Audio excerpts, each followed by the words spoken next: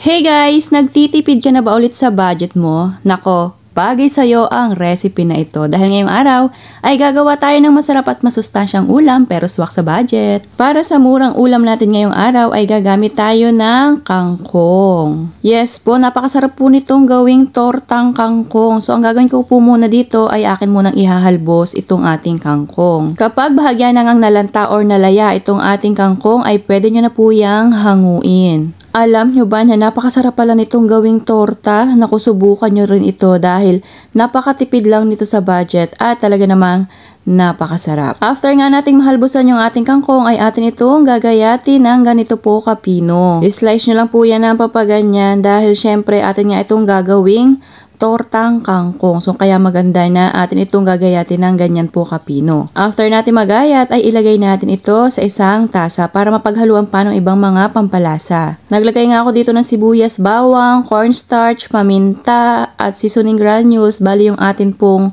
kompletong sangkap ay ilalagay ko na lamang po ulit doon sa ating comment section. Naglagay nga din pala ako dito ng giniling. Bahagya ko na rin po yung pinakuluan para naman luto na rin yung ating karne. Haluing mabuti para naman magpantay yung ating mga pampalasa na inilagay dito sa ating ginayat na kangkong. Sa recipe na ito, nako, tiyak na yung inyong mga anak na hindi kumakain ng gulay ay mapapakain nyo na ngayong araw. Promise yan mga mamshi. So after nga natin mapaghalo, syempre, katulad po ng karaniwang torta, ito po ay ating ipiprito. So naglagay lamang ako dyan ng saktong laki nitong ating tortang kangkong. So kapag po yan ay nag-crunchy na or nag-brown na yung kabilang side, syempre po atin po yan babaligtarin. Ang pinakang main goal na lang kasi natin dito is mapalutong natin itong ating torta kasi naman yung ating kangkong ay atin ang nahalbusan tapos napakuluan ko na rin yung ating giniling. Kapag golden brown na nga ang magkabilang sides ay syempre pwede nyo na po yung hanguin. Alam nyo ba na nasa 90 pesos lamang yung aking nagastos dito kasi yung giniling dyan is 50 pesos only at yung kangkong naman ay